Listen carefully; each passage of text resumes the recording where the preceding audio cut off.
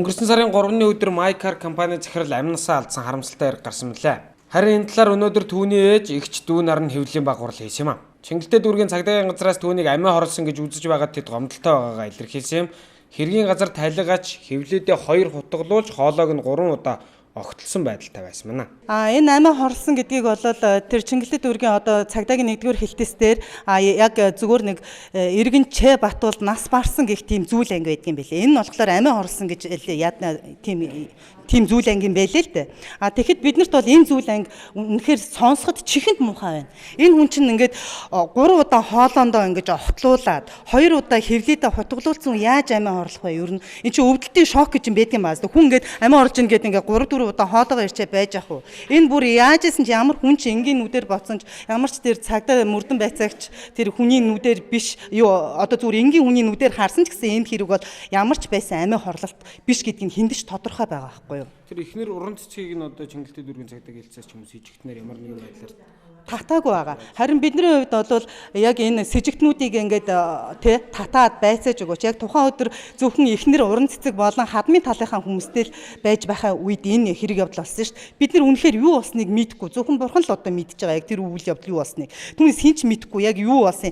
Бид нар бол сэжиглэж байгаа ар гэрийн зүгээс юу сэжиглэж бодож байна гэхээр үүнийг ансаас зохион байгуулсан. Тэгээд бүр шунлын сэдэлттэй төлөвлөгөөтэй бүлэглсэн тим гэмт хэрэг болчлоо гэж одоо бодож байгаа. Тэгээ Mobicom дээр тэр ярьсан тэр хуулган очоод авъя гэд яг нөгөө бид нар цагаа сэжиглээд байгаа штэ. Сэжигтэн болчоод байгаа юм чи уран цэцэг чинь. Тэгэхээр би очоод юу яасан байхгүй юу? Mobicom-оос эгчийнхэн Mobicom-ийн биелийг өөрийнхөө Mobicom-ийн тэр нөгөө гадагшаа дуудсан бүх дуудлагуудыг ингээд шалгуулхад 9.11 гээд миний ах руу дуудсан бүх дугаарууд устгагдсан. Одоо уг нь байж ах ёстой штэ. Тэгсэн чинь бүгдийг нь устгацсан байгаа байхгүй. Энд одоо хиний гар хөл бас орчив. Үнэхээр би сэжиглэж байна. Талигачийг нас барахаас өмнө түүний эхнэр хүүхдүүдийн хамт тустай амьдарч байсан байна.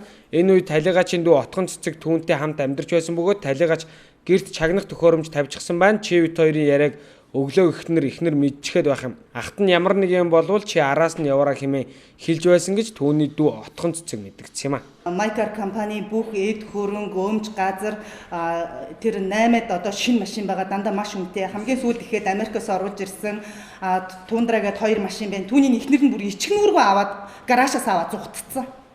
Гэмт хэрэг болсон газрын нэрээд цэвэрлээ сайхан засвар хийгээд тавьж байгаа тийм ээ. Яг 7 хоногийн өмнө штэ. Энэ хуульд прокурор, шүүх, байцаагчид яг ямар шатанд ямар үйл ажиллагаа явуулж байгааг биднэрт одоогоор аль бисаар хэлээгүй байна. Энэ хэрэг дээр ажиллаж байна. Хүлээж бай гэсэн хариулт өгч байгаа. Уран цэцэг гэж яриад шүү дээ. Эхнэртэй атуугийн уран цэцэг. Уран цэцгийг шижилдэх бөгөөд нотлох шалтгаан биднэрт байгаа. Хангалттай. Бүр хангалттай. Яад.